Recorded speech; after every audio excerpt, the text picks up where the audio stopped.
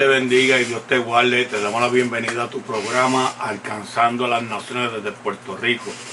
Le damos la buena noticia que de 164 suscriptores, ahora tenemos 174 suscriptores.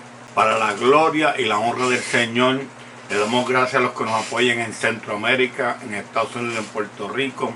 Gracias por estar conmigo. Muchas gracias por apoyar este programa, que es un programa pequeño cristiano que está comenzando. Y gracias que poco a poco ustedes me han ido ayudando suscribiéndose.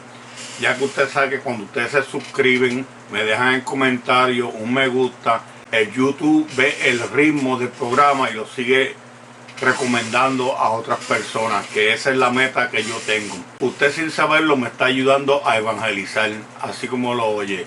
Cuando usted se suscribe, usted comenta, usted dice me gusta, le está diciendo a YouTube que el material es bueno y se lo va a recomendar a otras personas. Así usted está ayudando a este canal a crecer. El canal poco a poco va creciendo y estoy contento porque va lento, pero va moviéndose. Y ahora contamos con 174 suscriptores que pertenecen ahora a la familia de Alcanzando a las Naciones desde Puerto Rico, con su amigo y capellán Félix William. Le damos las gracias por el patrocinio, el apoyo de todos los que empezaron conmigo desde el principio. Gracias por los que me ven, que yo sé que todavía no se han suscrito, porque yo sé que muchas personas me ven y no se han suscrito, y está muy bien. Usted no se tiene que suscribir, pero no deje de ver el programa, porque esa es la meta mía. Yo prefiero que usted vea el programa que se suscriba, porque yo quiero que usted escuche la palabra de Dios. Yo quiero que usted escuche lo que Jesucristo tiene que decir en su palabra. Esa es la meta mía, que usted escuche las palabras de este libro. Este programa es para exaltar a Jesús. Este programa para llevarle el evangelio de Jesucristo a toda criatura, para que todo el que en él crea no se pierda, mas tenga la vida eterna. Porque en Juan 3:16 Jesucristo no vino a condenar al mundo, sino porque el mundo fuera salvo por él. Hoy vamos a hablar de un tema bien interesante, la parábola del sembrador. Esta es una parábola que muchas personas no la saben explicar, y yo me tomo la tarea de prepararla para traérsela a ustedes para que la disfruten. Porque yo sé que muchos de ustedes tienen doble trabajo, tienen muchas situaciones que no pueden leer la Biblia, pues yo se la traigo en este canal. Yo les traigo la Biblia, yo se la preparo, yo se la redacto y después se la hablo, para que ustedes tengan un lugar donde escuchar la palabra de Dios. Nuevamente le doy muchas gracias a todos los suscriptores, le doy gracias a todos los que han apoyado este canal, porque de verdad que ha sido de gran bendición para mi vida y bendición para los que van a venir después de ustedes, porque esto es un programa que es para enseñar a Jesús. A él hay que darle la gloria y la honra, porque él es el Rey de Reyes y Señor de Señores. Ahora, sin más preámbulo, vamos a comenzar la parábola del sembrador. Vamos a buscar en nuestras Biblias, si tienen Biblia, o la pueden buscar en su dispositivo favorito en Google, Reina Valera o Nueva Tradición Viviente, Marcos 4, del 1 al 20, Marcos 4, 1 al 20. Y vamos a comenzar. Otra vez Jesús enseñar junto al mar, y se reunió alrededor de él mucha gente, tanto que entrando en una barca se sentó en ella, en el mar. Toda la gente estaba en tierra junto al mar, y les enseñaba por parábola. Muchas personas le decían en su doctrina: hoy aquí el sembrador salió a sembrar. Y al sembrar aconteció que en una parte cayó junto al camino, y vinieron las aves del cielo y la comieron. Otra parte cayó en pedregales, donde no tenía mucha tierra, y brotó y pronto, porque no tenía profundidad de la tierra. Pero saliendo el sol se quemó, y porque no tenía raíz se secó. Porque no tenía raíz se secó. Por otra parte cayó entre espinos, y los espinos crecieron y la ahogaron, y no dio fruto. Pero por otra parte cayó en buena tierra y dio fruto, pues brotó y creció, y produjo al 30, al 60, al 100 por uno. Entonces les dijo: el que tiene oído para oír, oiga. Cuando estuvo solo, los estaban cerca de él los 12. Le preguntaron sobre la parábola, y les dijo: a vosotros es dado saber el misterio del reino, a los que están afuera por parábola a todas las cosas, para que viendo vean y no perciban, y oyendo oigan y no entiendan, para que no se conviertan y se les sea perdonado los pecados. Y les dijo, ¿no sabéis esta parábola? Esto es una pregunta. ¿Cómo pues entenderéis todas las cosas de las parábolas?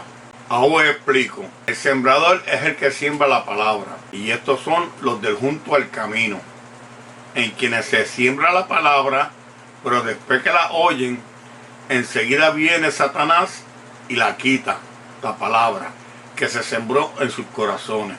Estos son asimismo los que fueron sembrados en pedregales, los que en cuanto han oído la palabra, al momento la reciben con gozo, pero tiene raíz, y si no, son cortas de duración, porque cuando viene la tribulación o la persecución por causa de la palabra, luego tropiezan.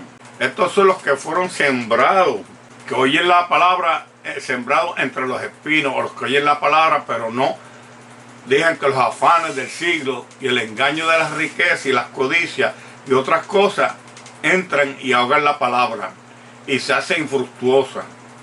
Y estos son los que fueron sembrados en buena tierra, los que oyen la palabra y la reciben y dan fruto al 30, al 70 y al 100 por uno. Ahí vemos cómo Jesucristo le habló a los apóstoles. Ahora, en una nueva etapa en el ministerio de Jesús, ya hemos considerado un estudio anterior que, aunque el Señor todavía tenía su centro de operaciones, o donde Él predicaba y hacía todo lo que Él quería hacer con los apóstoles en Capernaum, y que desde allí alcanzaba a las ciudades vecinas del litoral del mar, como Galilea y toda esta provincia cerca. Sin embargo, su traslado a su predicación fue del ambiente, de la sinagoga al aire libre, algo muy diferente que hacían los fariseos. Y en este pasaje vamos a ver que también cambió su forma de predicar, ya que comenzó a enseñar en medio de parábolas, que los fariseos no enseñaban en parábolas.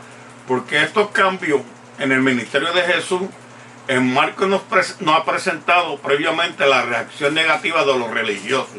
Los fariseos, los saduceos y los religiosos, a quien sus familiares en Marcos 3:6, Marcos 3:21, y ellos también teniendo un enorme privilegio que no habían querido aprovechar. El mismo Hijo de Dios había estado enseñando y llevando a cabo grandes milagros en medio de ellos, para que en el lugar de reconocerlo como el verdadero Mesías que habría de venir, lo habían menospreciado. Rehusaban deliberadamente aceptar la doctrina de Jesucristo y creer que Él era el Mesías. Y no creen en las credenciales que identificaban al Mesías, sino que lo rechazaron a punto de atribuir sus obras al mismo Satanás. ¿Y dónde vemos eso? En Marcos 3:22. Acuérdense de ese libro, Marcos 3:22. Con esta actitud, los líderes del pueblo de Israel habían llegado allá a todo de arrepentimiento. Habían llegado al imposible, pero no todo había terminado ahí, sino que todavía seguían injuriando a Jesús para arrestarlo y matarlo. Muchos del pueblo todavía le seguían, y aunque es cierto que algunos hacían porque querían ser sanados solos por sus enfermedades, otros interesaban los materiales. Sin embargo, también así había un grupo de discípulos que escuchaban su palabra, la aceptaban y aceptarán su autoridad. Esta situación llevó a Jesús a hacer formas de grupo. Claramente, la diferenciando, todo estaba cerca con lo que de los 12. Marcos 4:10-11. Marcos 4:10-11.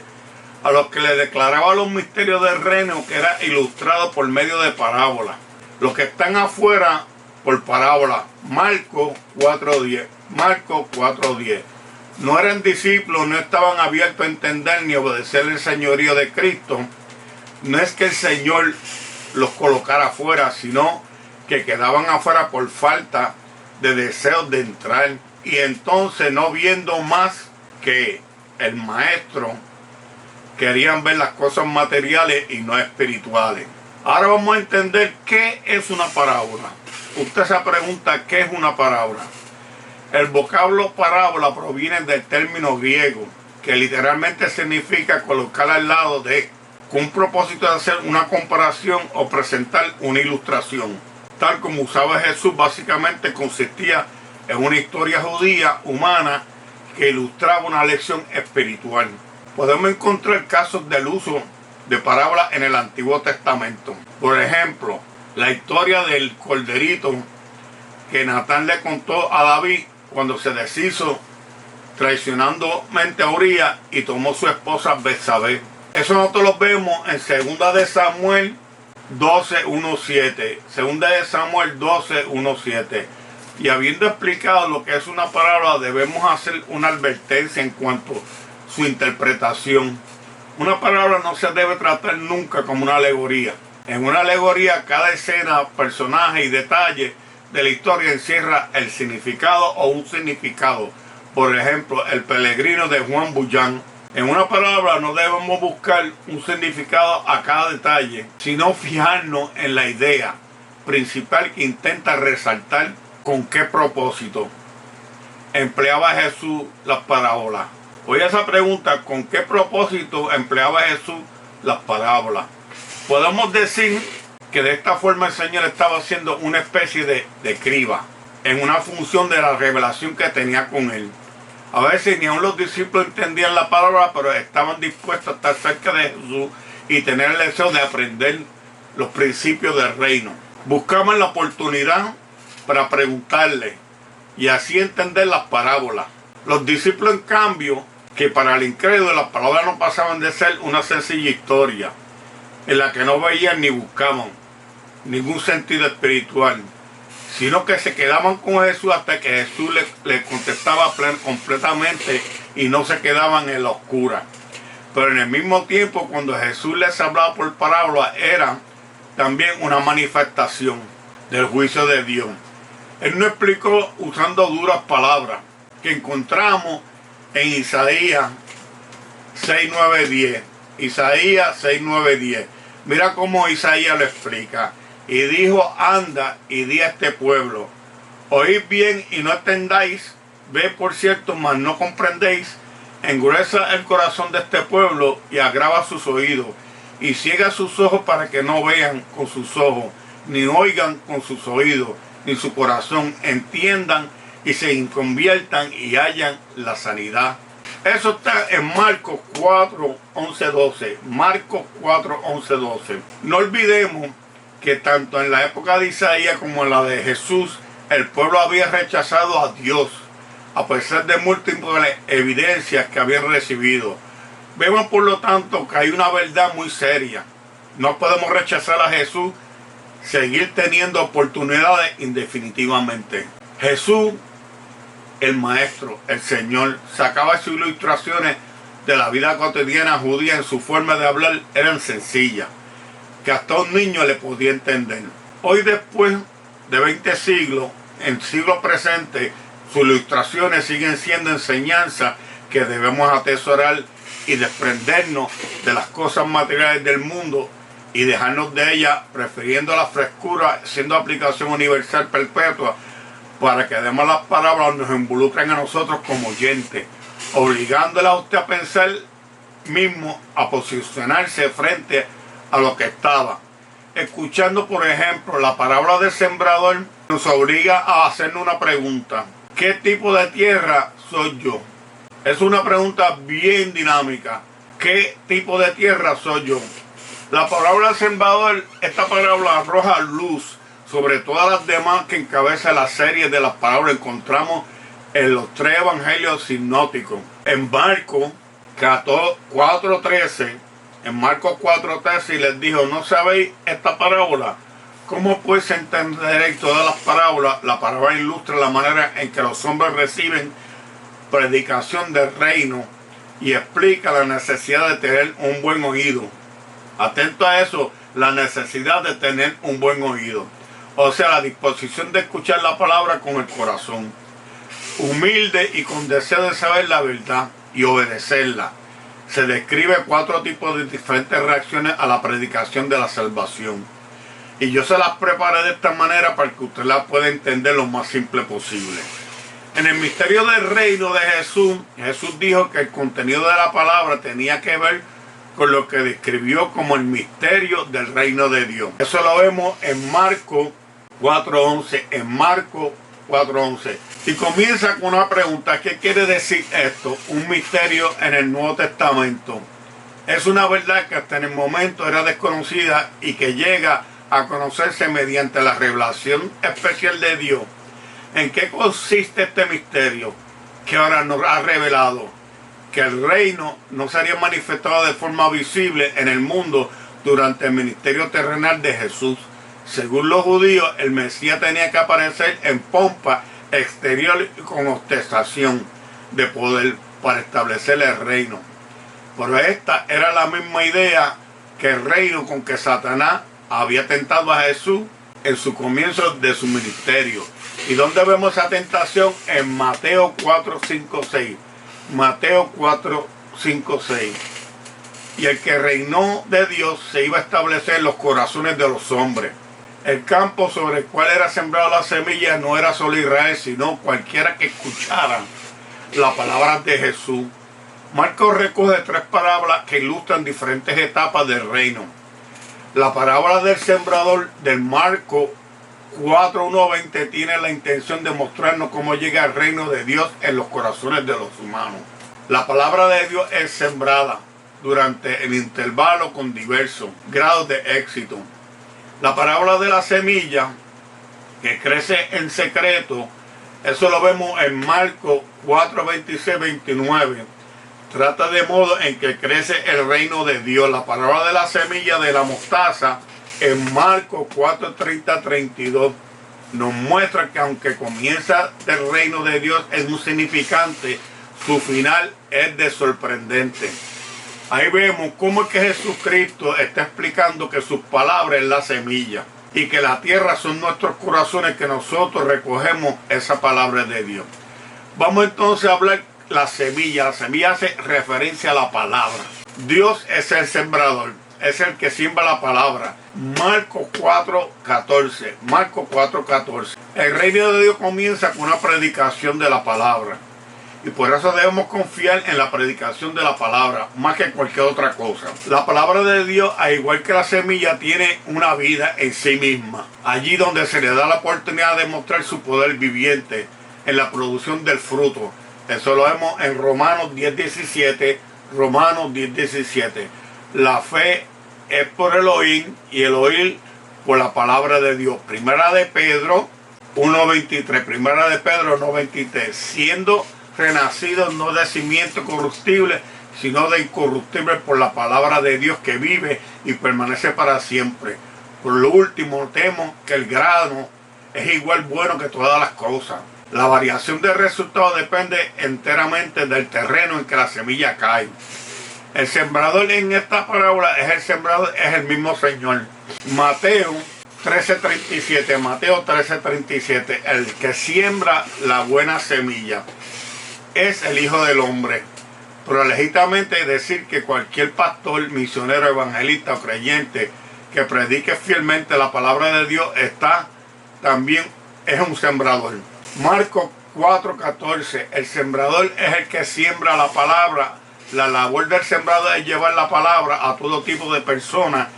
Es cierto que produce mucha tristeza cuando pensamos en la cantidad tan grande de las preciosas semillas que se siembra en vano y se pierde, pero llegará un día en que se perderá cuanto a los hombres por ella.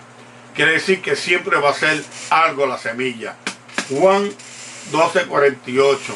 4 tipos de suelo. Ahí donde tú te tienes que analizar qué suelo eres tú. El suelo de los terrenos es el corazón del hombre, tu corazón. Se mencionan 4 diferentes funciones de la distinta forma en que la palabra se trata por las que la oyen. La semilla es la misma en todos los casos. La diferencia es el rendimiento, depende en el tipo de suelo donde se ha sembrado.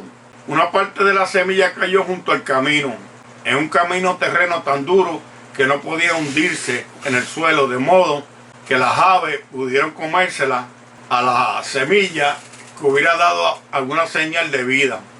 Hace referencia a que las personas insensibles, como el sendero por el que ya han sido pisados muchas veces, ha sido también ellas que han rechazado tantas veces la palabra, que al final sus corazones han sido quedados endurecidos. También puede referirse a personas con conciencia bloqueada por causa del pecado. Gente que cree que no necesita nada, que se sienten autosuficientes y se muestran indiferentes a la predicación de la palabra, porque les parece una cosa ridícula o inútil.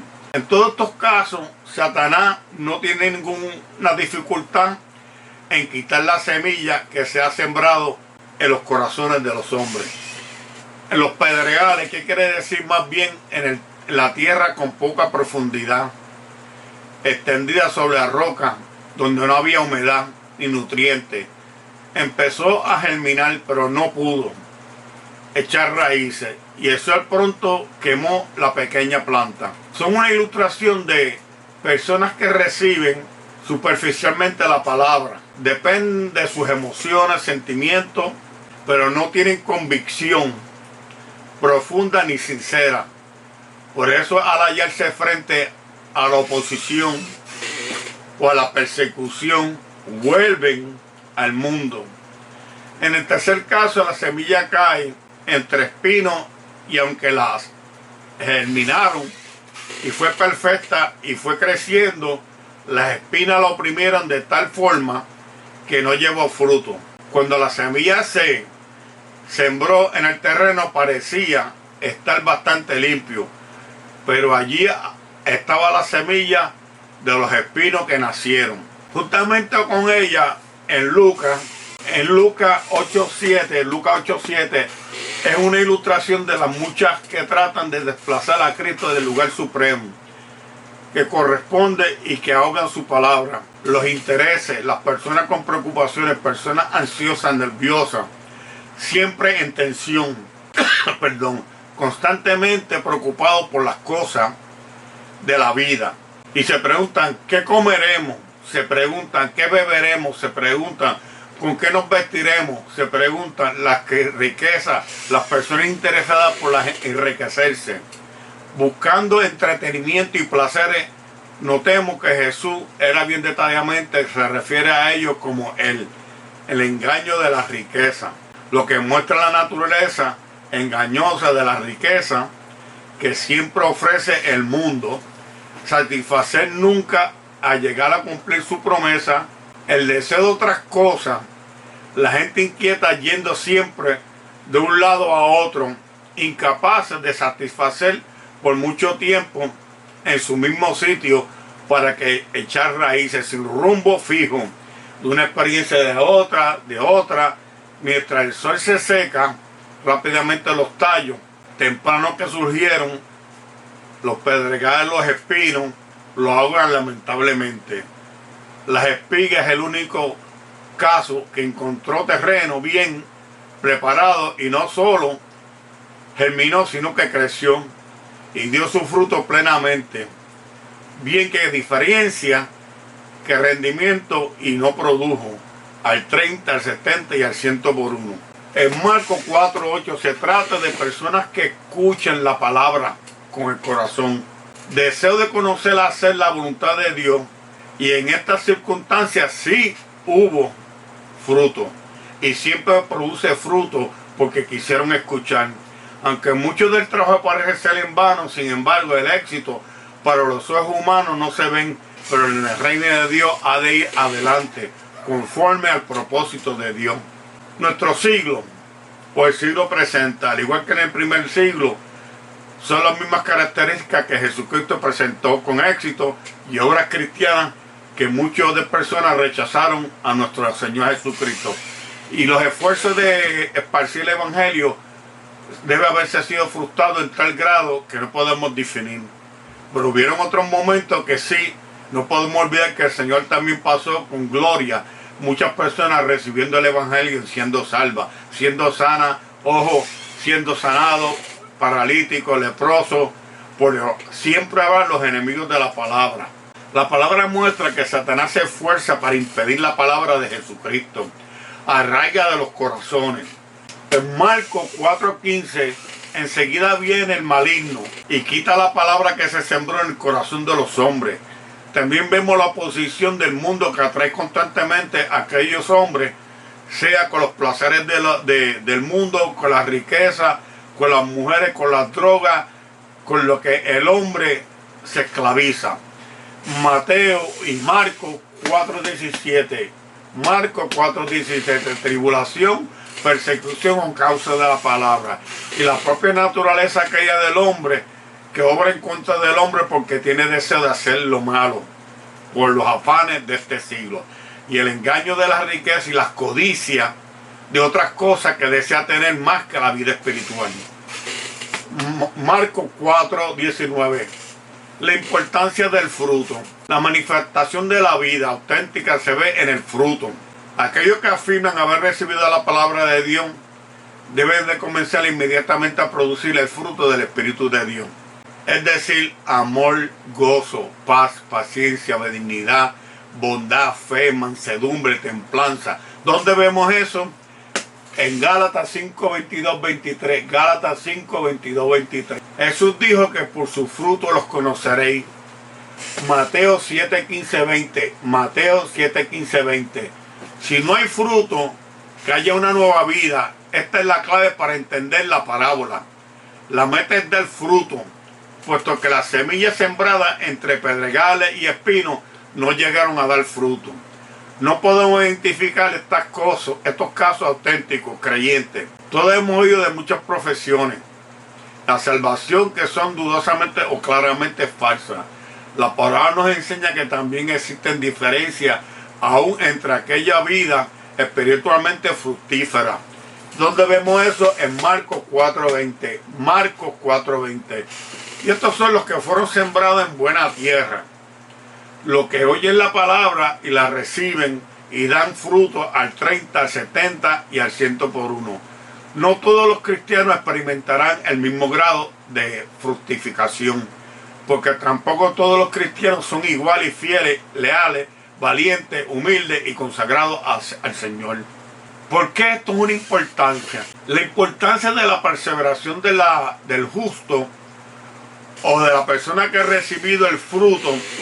A otra marca del cristiano verdadero, al que se esfuerza para agradar a Cristo, aquellos que cuando viene la aflicción, las persecuciones se apartan, nunca llegan a producir fruto, como acabamos de ver. Es la evidencia de haber recibido correctamente la palabra. En la palabra del sembrador, de tal como aparece en el Evangelio de Lucas, dice, Lucas 8:15, mira, más que cayó en tierra, estos son los que con corazón bueno y recto retienen la palabra oída y dan fruto con perseverancia. Mira la palabra, son los del corazón bueno recto que retienen la palabra y dan fruto con perseverancia. Nuestra responsabilidad, la palabra trata de nuestra responsabilidad frente al mundo y nos enseña que tenemos que deber predicar la palabra con fidelidad. Cada creyente de cada iglesia debe tener una visión evangelizadora. No solo grandes esfuerzos evangelísticos de manera de ocasión, sino en diario, en forma personal. No solo que tienen un don específico de ser evangelista, sino que todo cristiano y creyente debe de predicar la palabra de Dios. Hechos 8:4. Hechos 8:4. Por los que fueron esparcidos iban por todas partes anunciando el evangelio. Y Dios nos va a pedir responsabilidades por esto. ¿Dónde vemos eso? Ezequiel 33:1-9. Ezequiel 33:1-9. Por la respuesta de las personas no es nuestra la responsabilidad, sino depende enteramente de ellos. Nosotros no tenemos capacidad para convertir las personas, sin embargo, muchas veces nos culpamos nosotros mismos porque creemos que la solución está en cambiar el método. Pero no debemos olvidar que solo hay un solo método y una forma correcta de evangelizar, y es predicando la palabra. Y por otro lado, no debemos animarnos o desanimarnos en función de los resultados obtenidos, sino que la función de si hemos cumplido con nuestra responsabilidad de predicar la palabra se encuentra en 2 de Corintios 2:14-16. 2 de Corintios 2:14-16. Mas a Dios gracias, el cual nos lleva siempre en triunfo en Cristo Jesús. Por medio de nosotros manifiesta a todo lugar el olor de su conocimiento, porque Dios somos grato olor. Cristo es los que nos salva, y los que se pierden, esto es ciertamente olor de muerte para muerte, y para aquellos de olor de vida para vida. Y para estas cosas, ¿quién es suficiente? Es una pregunta. ¿Y quién es suficiente? Ya estamos llegando a nuestras conclusiones. Y en nuestras conclusiones ahora debemos preguntarnos, ¿qué somos? ¿En qué clase de oyentes debemos de ser? Clasificarnos. No olvidemos que nunca hay tres maneras de oír la predicación sin provecho. Y solo de oírla con ventaja. Una persona puede cambiar, quizás por mucho tiempo ha sido en pedregales, pero esa situación es reversible. Y si lo desea, no olvidemos que nunca solo el fruto se produce con perseverancia en este signo infalible de haber sido oyentes de corazón. Ser estéril es encontrarse en el camino del infierno. Pregunta número 1. ¿Qué es una parábola? ¿Por qué comenzó Jesús a emplear las parábolas en sus predicaciones? ¿Quién es el sembrador de la parábola? Y la semilla. ¿Cuántos fueron los diferentes resultados cuando la semilla fue sembrada? ¿Y en qué se diferencia uno de los otros? ¿Qué representa cada uno de ellos? ¿Cuáles son los enemigos de la palabra? Explícalo con tus propias palabras y pon algún ejemplo que hayas conocido y cita dos evidencias de una verdadera conversión. De acuerdo a lo que hemos estudiado hoy en esta lección en la Biblia, estamos seguros que tú entendiste muy bien la parábola. Yo estoy seguro que tú entendiste bien cada palabra que te traje. Por eso te invito que tú busques tu Biblia, las citas que te di, y busques esas palabras y confronta esas palabras con tu corazón. Y comienza a hacer ese terreno donde la palabra pueda germinar, donde Jesucristo pueda llegar a tu vida. Acuérdate siempre, como te he dicho, si tú estás en tribulación como yo, porque le servimos a Jesucristo, sigamos sosteniéndonos con el Espíritu Santo, leyendo, orando y leyendo la palabra y buscando al Señor Jesucristo. Él nos va a dar la victoria. Si tú estás en tribulación y estás pensando apartarte por todo lo que te dije, de las tribulaciones, de los problemas familiares, de las cosas del mundo, aguanta un poco más.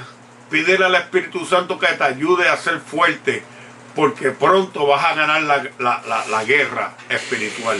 Pronto Jesucristo te va a dar la victoria. Si tú no conoces a Cristo, este programa está hecho para ti, porque Cristo quiere salvarte, sanarte, quiere ayudarte en tu vida, quiere salvar tu familia, te quiere ayudar en tu trabajo. Si tú tienes problemas matrimoniales, problemas en tu vida, si tú tienes situaciones difíciles, Jesucristo te puede resolver todos tus problemas. Si tú tienes a alguien enfermo, si tú estás enfermo, Jesucristo te puede sanar, como hizo con todas estas personas en el pasado y como ha hecho en el presente. No tenemos más tiempo para más. Nos vemos en nuestro próximo programa. Y gracias por quedarse hasta el último. Y si usted nos vio por primera vez y le encantó el programa y aprendió, denos un like, suscríbase, de un comentario y que Dios les bendiga y nos vemos próximamente. Chao.